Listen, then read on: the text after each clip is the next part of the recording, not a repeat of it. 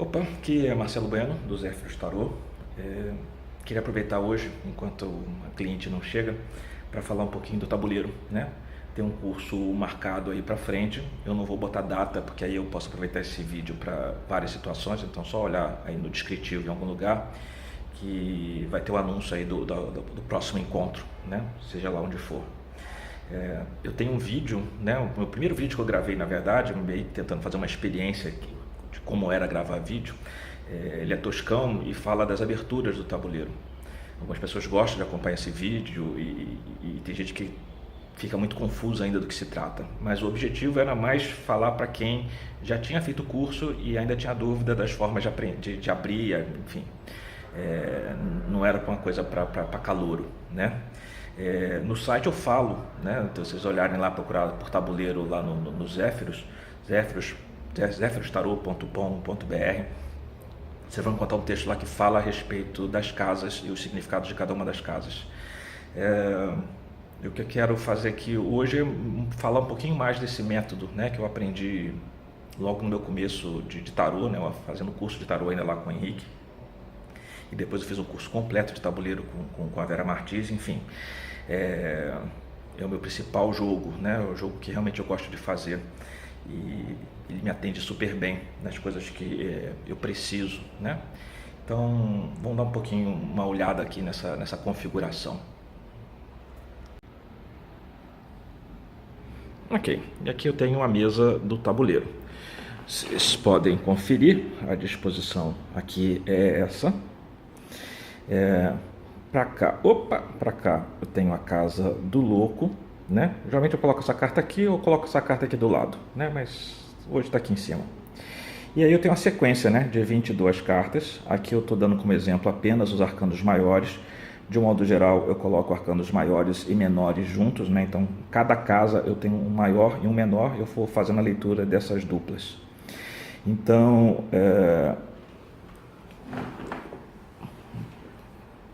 meio que para pontuar, né? Uma coisa que a gente tem aqui é cada casa destacando um assunto diferente, né? Um pouco baseado exatamente na distribuição dos arcanos maiores, né? Então, a casa 1, que é aqui, né? É a casa do mago, então fala de questões associadas ao mago, como a sua disposição para iniciar alguma coisa, a sua motivação, aquilo que está num estágio embrionário, né?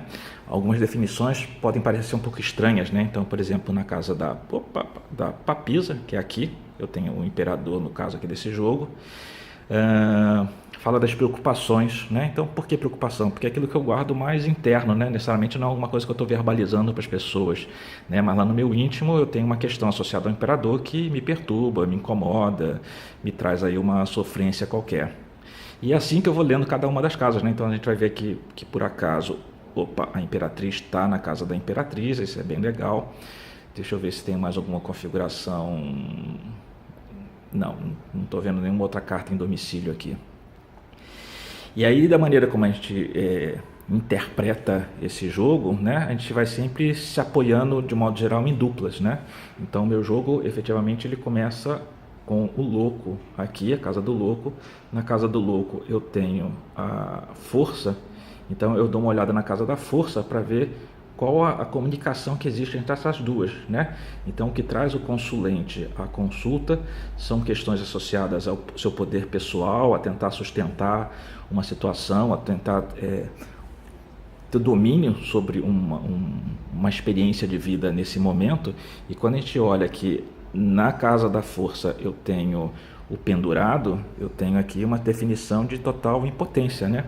É alguém que quer ter controle sobre algo que está além da sua condição. Ele não tem recursos, ele não tem literalmente capacidade nesse momento de tentar reverter. Então, melhor sossegar, né? Melhor entender o que está acontecendo. Quando eu olho aqui para a casa da força e eu tenho pendurado, eu olho qual a carta que tem no pendurado e eu vejo que tem a carta dos enamorados.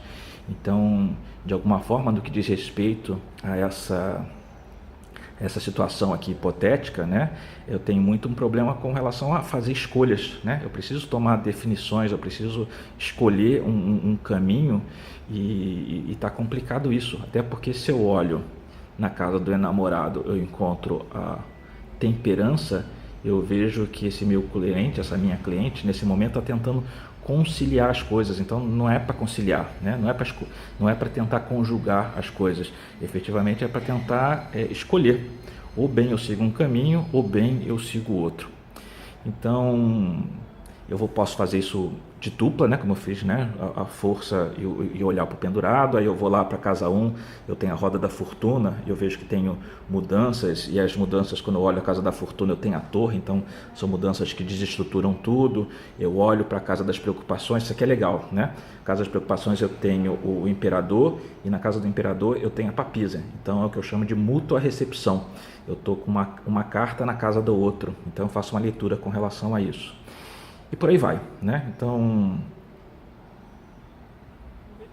entre mostrar isso aqui e ter lá o vídeo das aberturas e ter o texto do significado de cada uma das casas, faz muita falta a questão da parte prática, né? Então, quando a gente promove esse workshop, eu dou uma explicação rápida sobre exatamente essas definições, e logo em seguida cada aluno faz o seu próprio jogo, né?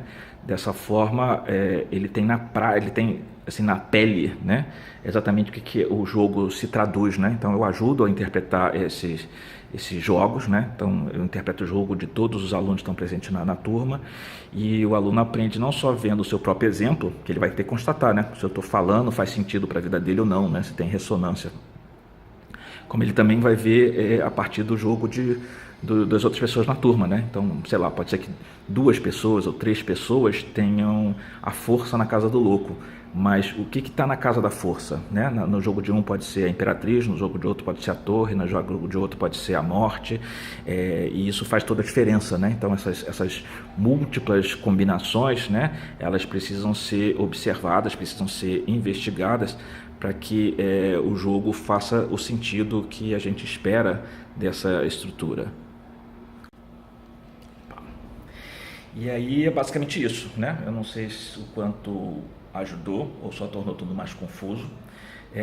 De um modo geral, né, o que precisa ser dito? Apesar de eu olhar essas diferentes casas, né, então aqui eu falo de trabalho, falo de relacionamento, eu falo de espiritualidade, de projetos de vida, aquilo que precisa ser transformado, enfim, né, com aquilo que eu estou me iludindo. Então tem todos esses campos aqui. O que eu digo é que, de um modo geral, o tabuleiro ele escolhe um tema, né? Ele pinça um assunto que, de modo geral, é o assunto que trouxe o consulente para a consulta. Quando não é o caso, ele vai olhar esse jogo e ele vai reconhecer assim, putz, eu não estava dando atenção devida para isso e caramba, né? Do jeito que você está me falando é importante pra cacete. Então precisamos trabalhar essa questão, precisamos observar essas coisas. Então eu aqui, quando eu atendo no Joadharma, por exemplo, eu tenho um tempo limitado, né? Eu alugo aqui por 1 hora e pouquinho, né? Mas às vezes batendo papo com os amigos e tudo mais, isso aqui dá jogo se bobear para mais de 2 horas, né? E você fica conversando, fica discutindo e vai vendo as interações, né? Porque você começa a ver qual carta está do lado de qual arcano está do lado de qual arcano, né? Então, se você tem aí o enamorados em algumas configurações, você vai olhar quais são as cartas laterais para saber que tipo de escolha ele tem que fazer, né? Entre a carta da direita e a carta da esquerda. Enfim, olhar a direção da foice, né? Da morte, então o que ela está cortando, ou para onde a lanterna do eremita está apontando. Então, todas essas configurações também simbólicas, né, também gráficas, né, de como o jogo se monta aqui, é extremamente válido, né? Então, isso vai depender muito da circunstância, né? Não é que eu utilize todas as regras em todos os jogos, mas em algum momento vai ter um estalo ali que, opa, isso aqui é importante para ser destacado, né? E a gente percebe que faz sentido mesmo. Então, é isso. Então, você tem interesse em aprender o tabuleiro, cada vez eu faço menos turmas, porque eu já formei muita gente, então eu meio que estou esgotando aqui a audiência, né? Então, já tive trocentos alunos, 300 turmas em São Paulo, mais um tanto aqui no Rio de Janeiro, já dei curso em Belo Horizonte. Então, são pessoas que estão formadas aí, algumas até fazem o curso de novo para poder reavivar, para pegar de repente algum outro insight, mas eu dependo basicamente de novos alunos, né? Pessoas que querem aprender o tabuleiro pela primeira vez. Então, É isso, qualquer coisa entre em contato, acompanha na agenda dos Zéfiros qual é o próximo evento, né? Você vai encontrar isso ou no site ou na fanpage dos Zéfiros, ok? E qualquer coisa deixa um recado aí que eu respondo assim que eu puder, tá legal? Um abraço, até mais.